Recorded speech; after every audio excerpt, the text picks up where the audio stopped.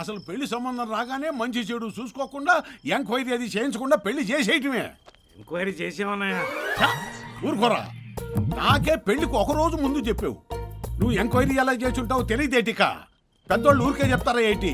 పెళ్లి చేసేటప్పుడు అటు ఎడుతారా ఇటు ఎడుతారా చూసి చేయమని. తెలియకపోతే మాలాంటి పెద్దోళ్ళని పిలిస్తే దగ్గరుండి అన్ని బాగా చూసి పెడతారు. అలాగే అన్నయ్యా, చూసి చేద్దురు గాని. సోది ఏంటే? అదే సరే చూసి చేద్దామంటున్నా. ఇగో నువ్వు ఆ లడ్డూలు నన్ను కాజాలుది సంచిలో వేసాయి. వారం తర్వాత మన చంటికాడి కూతురు సీమంతానికి పనికొస్తాయి. పొద్దున పెళ్లి కొడుకు కంగారు పడుతున్నప్పుడే నాకు డౌట్ కొట్టింది. అప్పుడే నేను కాస్త హుషారు అవ్వాల్సిందే. సర్లే నువ్వు అన్ని బాగా తెలిసి చూసుకొని ఉంటావులే అని వదిలేశాను. ఏమే, ఆ చీరలో జాకెట్ ముక్కలు కూడా సంచిలో వేసాయి. రేపు మన సంటికాడి కూతురికి ఇవ్వచ్చు. ఏం మాట్లాడవేందిరా? అలాగే సంచిలో వేసేద్దాం. వేసేవే చెప్పావు కదా.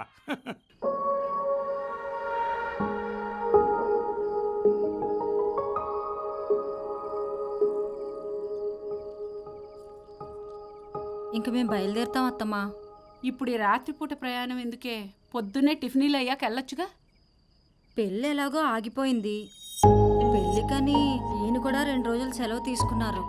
ఈడికి కూడా ఎగ్జామ్స్ అవి ఉన్నాయి. అందుకని ఎందుకు అనవసరంగా అని. అవునవును, ఆడు మరి ఫస్ట్ క్లాస్ ఎగ్జామ్స్ రాసేసి కలెక్టర్ గిరి అలగబెట్టాలి మరి.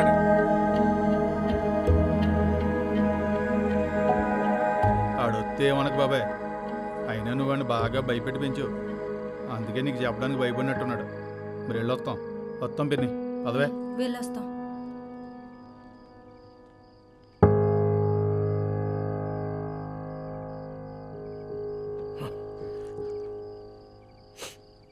ఏమే, చిన్నప్పుడు ఈడి బాబు జేబులో దొంగతనంగా బీడీలు కాల్చేవాడు. ఈడు నాకు చెప్తున్నాడు పిల్లల్ని ఎలా పెంచాలో. పోయింది వరడు అచ్చి అమ్మ అప్పారావు కుటుంబం పరువు ఈ రోజుతో పోయింది. రేపటి నుంచి ఎవడన్నా గడప తొక్కుతాడా? దండలు ఎందుకు? డెకరేషన్లు ఎందుకు? అర్ధరాత్రి పూట గుమ్మానుకున్న తోరణాలు తెంపకూడదండి, అశుభం. ఇంకేం అశుభం? జరగాల్సిందంతా జరిగిపోయింది కదా. రేపటి నుంచి గాంధీ బొమ్మ సెంటర్ నుంచి తలెత్తుకు తిరగలనా?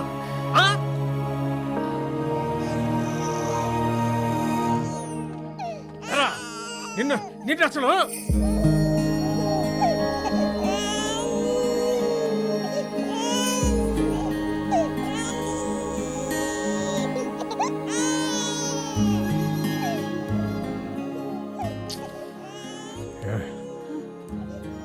మాలే ఉన్న పట్టాడికి ఆకలిస్తున్నట్టుంది.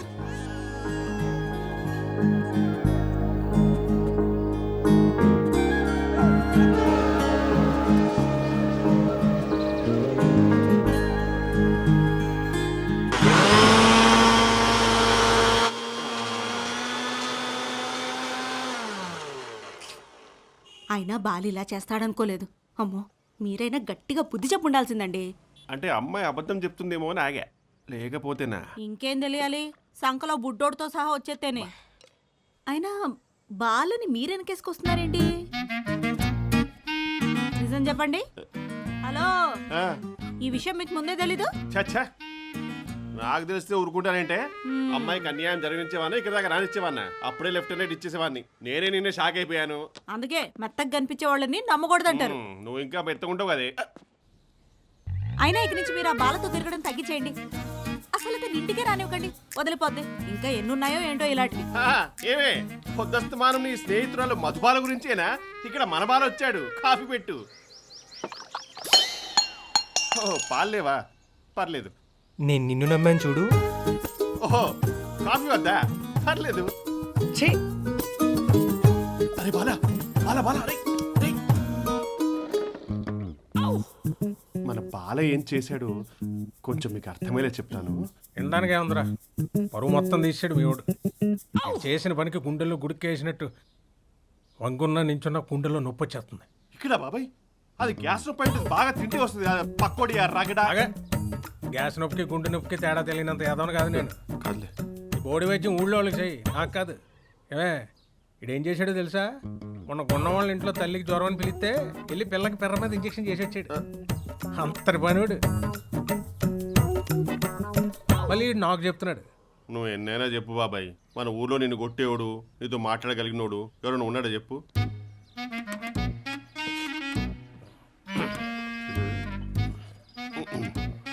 చెప్పు, ఏదో చెప్తా అన్నావుగా, చెప్పు. అది బాబాయ్ చెప్తున్నాను.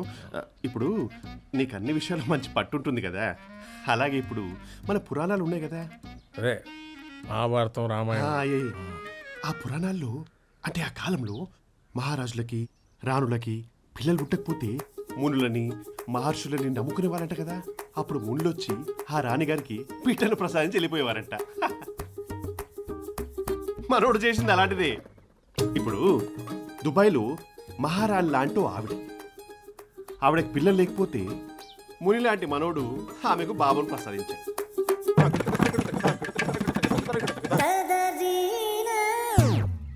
కాకపోతే పోతే ఇప్పుడు ఇడు మున అంటావు. మనోడు మునే, కాకపోతే జోడించి కొడేస్తాను జాగ్రత్త. ఇప్పుడు ఇటు చేసిన ఏదో పని వెనకేసుకొస్తున్నావా ఏంటి? ఏంటండి ఏమంటున్నాడు ఈడు?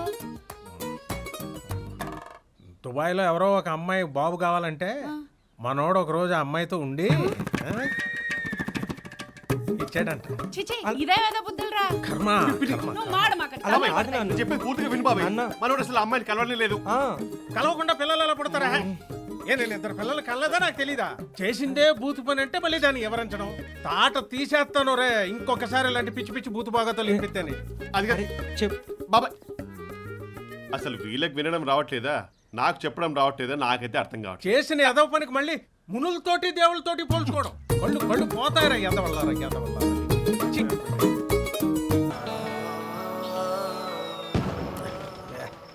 ఏం సరిగ్గా ఎంత ఆగినా ఎక్కట్లేదు. కోడి పెంట వ్యాపారం బాగా కలిసి వచ్చినట్టుంది అదొకే, అందుకే కొడుకు పెళ్ళి గట్టిగా చేస్తున్నాడు. ఆడి ఇంట్లో పెళ్లి చేస్తున్నట్లేదు, నువ్వు చేయలేదు నేను చేస్తున్నాను చూడరా అని నన్ను కేకేసి చూపిస్తున్నట్టు ఉంది. మీ ఓడిదంతా ఎలగబెట్టకపోతే మీ ముందు ఈడు ఎంతలేండి. నువ్వు ఆగరా, ఏదో కుర్రాడు ఉడికి రక్తంలో ఏదో తెలియక చేశాడు. ఆ వయసులో మనం చూడని పంపు చెట్లా, మనం చూడని గడ్డి మేట్లా. బావా అయింది అది అయింది బావా, వాళ్ళు తెచ్చేసుకో, అన్నీ చేసేద్దుకుంటాయి. అయ్యా అన్నీ పట్టించుకోకండి, ముందు అమ్మాయిని నెట్టుకొచ్చేయండి.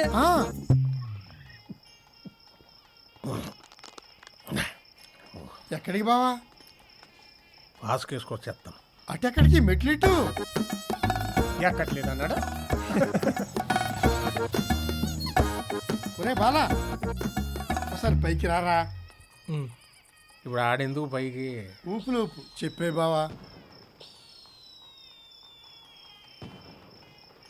అలా చూస్తాంటి బాబా, చెప్పు.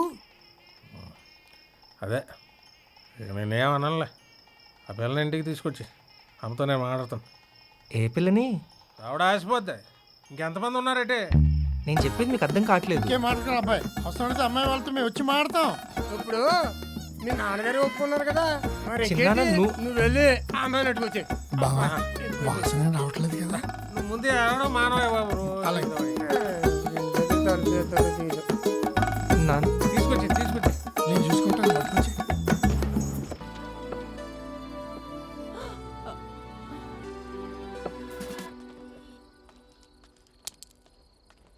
ఇగో అన్నయ్య, పోలీస్ కేసా?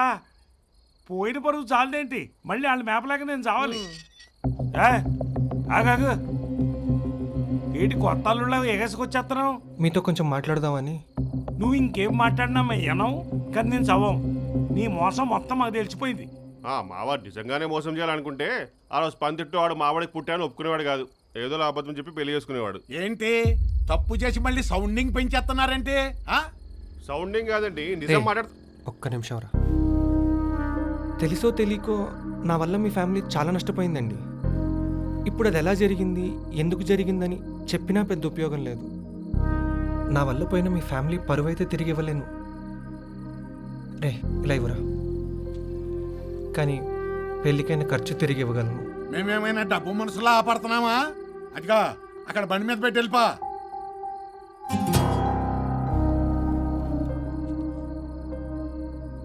నన్ను క్షమించండి, ఇంకెప్పుడు మిమ్మల్ని డిస్టర్బ్ చేయను.